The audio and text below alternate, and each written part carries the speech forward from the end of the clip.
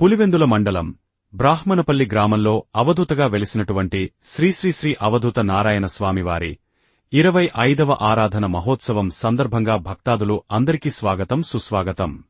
శ్రీ అవధూత నారాయణ స్వామివారి ఆవిర్భవ విషయమాలిక.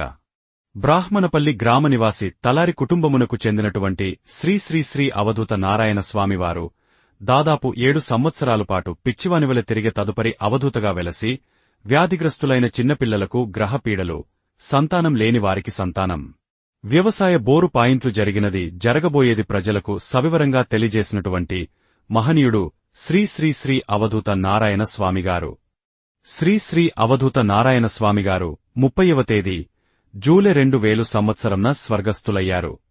31 తేదీ జూలై 2000 సంవత్సరం సాయంకాలం 5:30 నిమిషాలకి అనేకమంది భక్తుల సమూహంతో సమాధి చేయబడినది. తర్వాత భక్తుల సహాయంతో గుడి నిర్మించడం జరిగినది.